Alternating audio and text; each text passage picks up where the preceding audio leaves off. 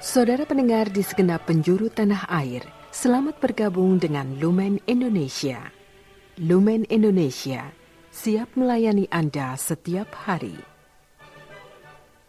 Saudara terkasih, marilah kita bersatu dalam Tuhan kita Yesus Kristus yang tidak berubah dahulu, sekarang, dan selama-lamanya.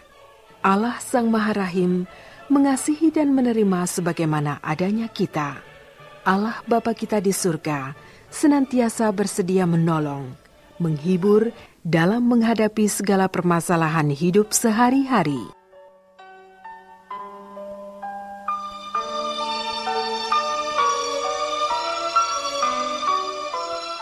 Saudara-saudari, marilah kita mendengarkan renungan dengan judul Tuhan harus ditaati sebab Ia memberkati.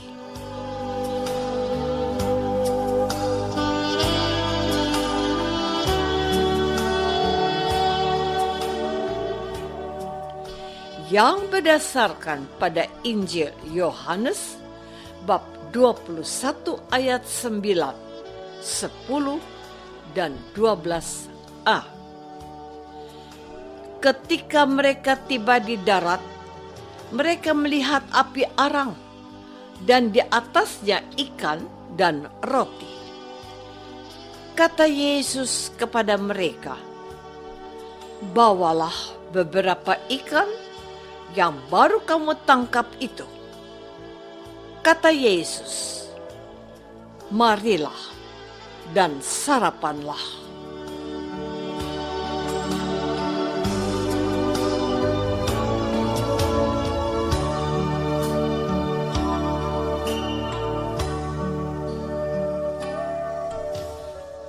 Dalam nama Bapa dan Putra dan Roh Kudus. Amin.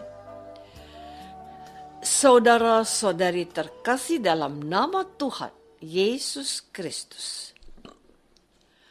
Tuhan Yesus menampakkan dirinya kepada 7 orang muridnya yang sedang berada di pantai Danau Tiberias. Mereka itu adalah Simon Petrus, Thomas, Nathanael, anak-anak Zebedius, dan 2 orang murid yang lain. Mereka pergi menangkap ikan atas ajakan Petrus, tetapi mereka tidak dapat apa-apa. Ketika hari mulai siang, Yesus menampakkan diri di antara mereka dan menyapa mereka sebagai seorang bapa dan berkata, "Hai anak-anak, adakah kamu mempunyai lauk pauk?" Jawab mereka, "Tidak ada." Kata Yesus, "Tebarkanlah jalamu ke sebelah kanan perahu, maka akan kamu peroleh." Lalu mereka menebarkan jalannya dan mendapat banyak ikan, 153 ekor banyaknya. Namun, jala itu tidak koyak. Inilah catatan penginjil Yohanes. Ketika mereka tiba di darat, mereka melihat api arang dan di atasnya ikan dan roti. Kata Yesus kepada mereka, "Bawalah beberapa ikan yang baru kamu tangkap itu." Kata Yesus, "Marilah dan sarapanlah." Saudara-saudari terkasih, mari kita perhatikan, ke-7 orang murid ini adalah para nelayan profesional dan berpengalaman.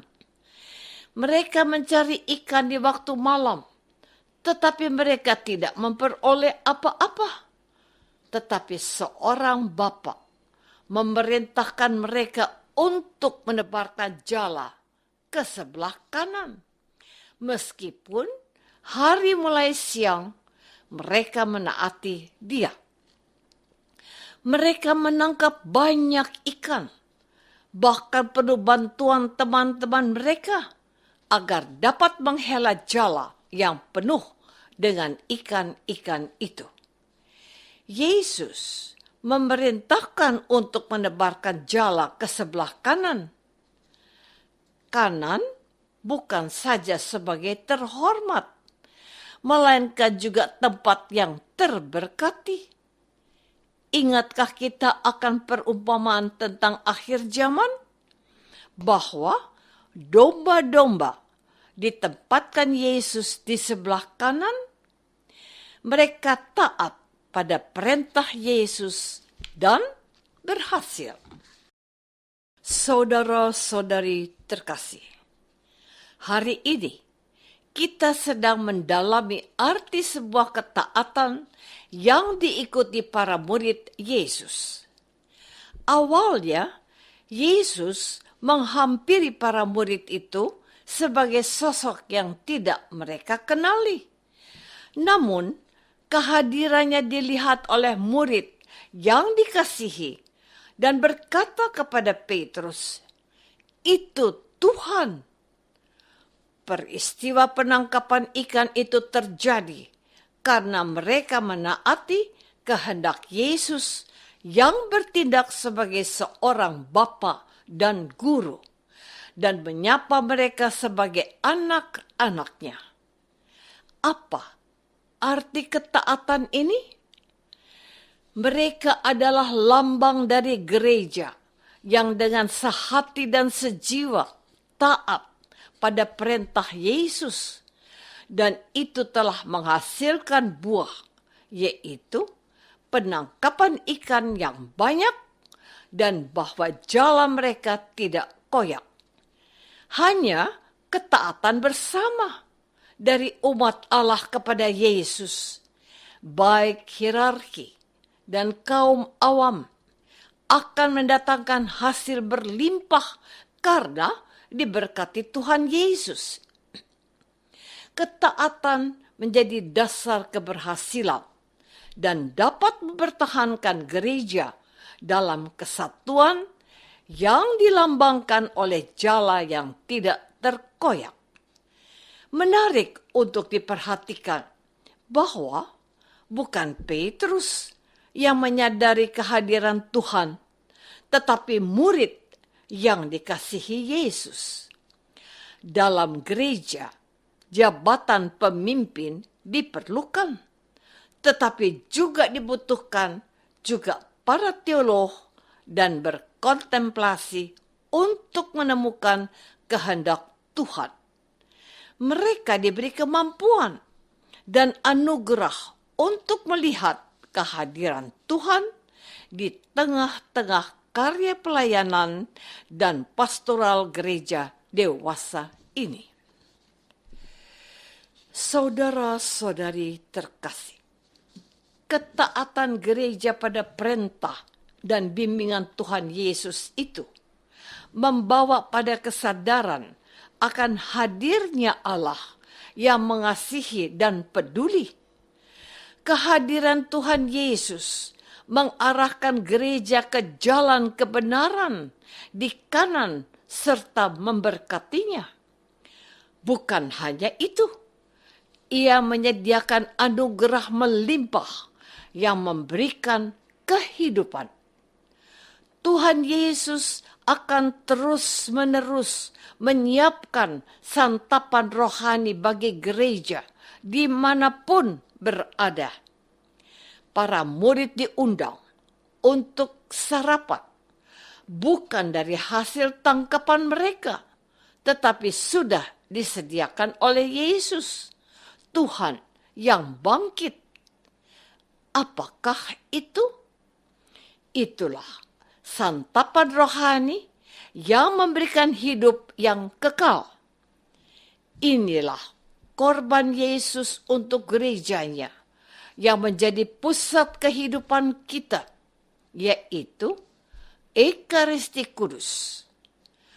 Tuhan Yesus menyertai dan memberkati gereja serta mengenyangkan mereka dengan tubuh dan darahnya, agar mereka siap dan dimampukan untuk menebarkan jala bagi banyak orang untuk diselamatkan. Inilah panggilan kita, menebarkan jala yang diperintahkan Tuhan Yesus untuk kita taati.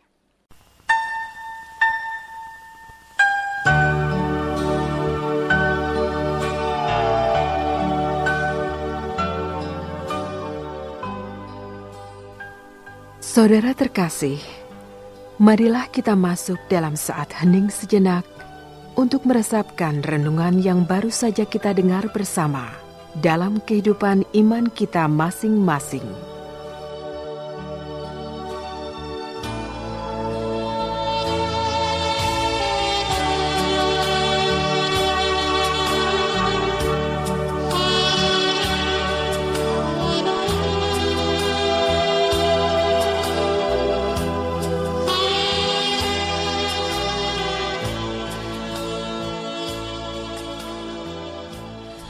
Apakah aku menyadari kehadiran Tuhan dalam Ekaristi dan mengutusku bersaksi? Marilah kita berdoa. Bapa yang Maha Baik, kami bahagia karena Tuhan Yesus tidak meninggalkan kami umat-Nya, tetapi memberkati karya-karyanya serta mencukupi kami dengan anugerah Ekaristi. Berilah kami hati yang taat dan berbakti kepada Yesus, Tuhan kami. Amin. Semoga kita semua selalu dinaungi dan dibimbing oleh berkat Allah yang Maha Kuasa. Dalam nama Bapa dan Putra dan Roh Kudus. Amin.